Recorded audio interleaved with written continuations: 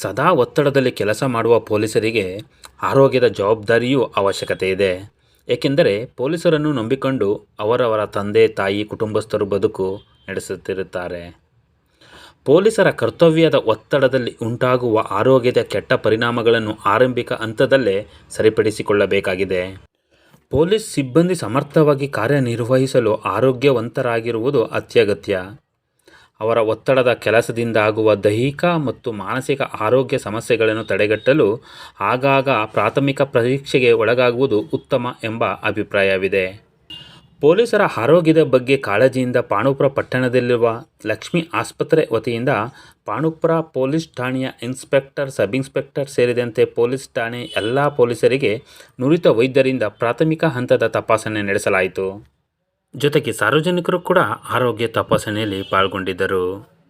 ಉಚಿತವಾಗಿ ಬಿಪಿ ಪರೀಕ್ಷೆ, ಮಧುಮೇಹ ಪರೀಕ್ಷೆ, ಇಸಿಜಿ, ನುರಿತ ತಜ್ಞರಿಂದ ತಪಾಸಣೆ ಹಾಗೂ ಸಮಾಲೋಚನೆ ನಡೆಸಲಾಯಿತು. ಪಾಂಡವಪುರ ಲಕ್ಷ್ಮೀ ಆಸ್ಪತ್ರೆ ಮ್ಯಾನೇಜರ್ ಭಾಸ್ಕರ್ ಮಾತನಾಡಿ, ಮೈಸೂರಿನ ಮೆಟ್ರೋಪೋಲ್ ಸರ್ಕಲ್ ಸಮೀಪದಲ್ಲಿರುವ ಕೆವಿಸಿ ಸೂಪರ್ ಸ್ಪೆಷಾಲಿಟಿ ಆಸ್ಪತ್ರೆಯ ಸಹಯೋಗದಲ್ಲೇ ಪಾಂಡವಪುರದಲ್ಲೂ ಲಕ್ಷ್ಮೀ ಆಸ್ಪತ್ರೆ ತೆರೆದು ರಿಯಾಯಿತಿ ದರದಲ್ಲಿ ಗ್ರಾಮೀಣ ಪ್ರದೇಶದ ಜನರಿಗೆ ವಿವಿಧ ಬಗೆಯ ಆರೋಗ್ಯ ಸೇವೆ ಕಲ್ಪಿಸಲು ಉದ್ದೇಶ ಹೊಂದಿದ್ದೇವೆ. ಅನೇಕ ಯೋಜನೆಗಳ ಮೂಲಕವೂ ಚಿಕಿತ್ಸೆ ನೀಡಲಾಗುತ್ತಿದೆ. ನಮ್ಮ ಆಸ್ಪತ್ರೆ ವತಿಯಿಂದ ಹಂತ ಹಂತವಾಗಿ ಸಮಾಜಮುಖಿ ಸೇವೆ ಸಲ್ಲಿಸುತ್ತಿದ್ದು, ಪೊಲೀಸರಿಗೂ ಸೇವೆ ಸಲ್ಲಿಸುವ ಅವಕಾಶ ನಮ್ಮದಾಗಿದೆ ಎಂದು ಅಭಿಪ್ರಾಯ ವ್ಯಕ್ತಪಡಿಸಿದರು. ಈ ಸಂದರ್ಭದಲ್ಲಿ ವೈದ್ಯರಾದ doctor Nandish Kumar, Praveen, marketing manager Sajida ಹಾಗೂ ಆಸ್ಪತ್ರೆಯ ಸಿಬ್ಬಂದಿ ವರ್ಗ ಉಪಸ್ಥಿತರಿದ್ದರು. ಭಾಸ್ಕರ್ ಅಂತ ಲಕ್ಷ್ಮೀ ಹಾಸ್ಪಿಟಲ್ ಏನಿದೆ ಆಡಳಿತ ಮಂಡಳಿ ನಾನು ಕೆಲಸ ಮಾಡ್ತೀನಿ. ಪೊಲೀಸ್ ಸ್ಟೇಷನ್ ಏನಕ್ಕೆ ಇಂಪಾರ್ಟೆನ್ಸ್ ಕೊಡ್ತಾ ಇದ್ದೀನಿ ಅಂತ ಹೇಳಿದ್ರೆ, first of all health camp ಅನ್ನೋದು ಎಲ್ಲರಿಗೂ ಭಾಳ ಮುಖ್ಯವಾದಂಥ ಅಂಶ ಸರ್. ಎವ್ರಿ 6 ಮಂತ್ಸ್ ಹೆಲ್ತ್ ಕ್ಯಾಂಪ್ನ ಮಾಡಿಸ್ಕೊಳ್ಳಿ ಅಂತ ಹೇಳ್ತೀವಿ, ಆ ರಿಪೋರ್ಟ್ಗಳನ್ನ ಇಟ್ಕೊಳ್ಳಿ ಅಂತ ಹೇಳ್ತೀವಿ. ಈಗಿನ ಪರಿಸ್ಥಿತಿಗಳಲ್ಲಿ ನಮ್ಮದು ದಿನಚರಿಗಳು ಸರಿ ಇಲ್ಲದ ಕಾರಣ ರಾಂಗ್ ಡಯಟ್ ಇರ್ಬೋದು, ಮತ್ತು ನಮ್ಮದು ರಾಂಗ್ ಪ್ರಾಕ್ಟೀಸಸ್ ಆಫ್ ಲೈವ್ಲಿಹುಡ್ ಇರ್ಬೋದು, ಇದೆಲ್ಲ ಏನಾಗ್ತಾಯಿದೆ ಅಂತ ಹೇಳಿದ್ರೆ ಯಾವ ಕ್ಷಣದಲ್ಲಿ ಏನಾಗುತ್ತೆ ಅನ್ನೋದು ಅರ್ಥ ಆಗ್ತಾಯಿಲ್ಲ ಸರ್.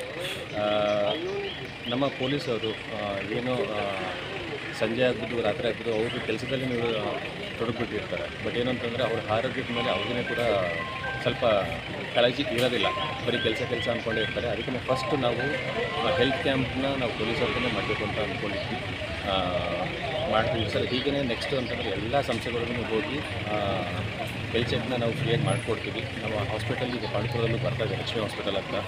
ಎಲ್ಲ ನುರಿತ ತಜ್ಞರುಗಳು ಇದ್ದಾರೆ ನಮ್ಮ ಇದರಲ್ಲಿ, ಪ್ರತಿದಿನ ಅವೈಲೇಬಲ್ ಇರ್ತಾರೆ.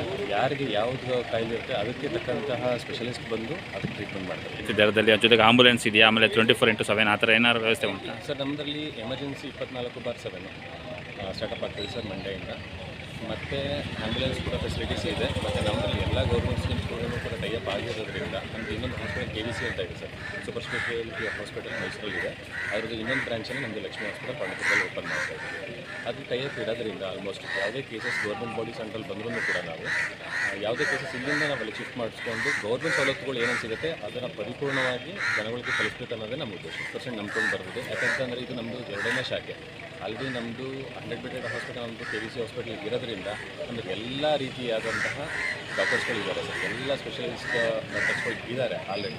ಯಾಕಂದರೆ ನಾವು ಕಳೆದ 4 ವರ್ಷದಿಂದ ಪ್ರೂವ್ ಮಾಡ್ಕೊಂಡು ಬಂದಿದ್ದೀವಿ. ನಾವು ಎಂತೆಂಥ ಕೇಸ್ಗಳನ್ನ ಹ್ಯಾಂಡಲ್ ಮಾಡಿದ್ದಾರೆ ಅಂತ ಹೇಳಿದ್ರೆ, ನಮ್ಮ ಡಾಕ್ಟರ್ ನಂದೀಶ್ ಸರ್ ಆಗಿರ್ಬೋದು, ಡಾಕ್ಟರ್ ದೀಪಕ್ ಸರ್ ಆಗಿರ್ಬೋದು, ಡಾಕ್ಟರ್ ಕಾರ್ತಿಕ್ ಕುರ್ಮ ಸರ್ ಆಗಿರ್ಬೋದು, ಡಾಕ್ಟರ್ ರಾಜೇಶ್ ಸರ್ ಆಗಿರ್ಬೋದು, ಇದೇ ಥರ ಸರ್ ತುಂಬ ಸ್ಪೆಷಲಿಸ್ಟ್ ಡಾಕ್ಟರ್ಸ್ ಇದ್ದಾರೆ ನಮ್ಮ ಹತ್ರ. ಯಾವುದೇ ಕಾಯಿಲೆಗೆ ಅದಕ್ಕೆ ಬೇಕಾದಂಥ ಚಿಕಿತ್ಸೆಗಳು ಏನೇನು ತಂತ್ರಜ್ಞಾನದಿಂದ ಬೇಕಾಗುತ್ತೆ ಅದು ನಮ್ಮ ಬಳಿ ಅವೈಲೇಬಲ್ ಇದೆ sir. Okay, thank you sir.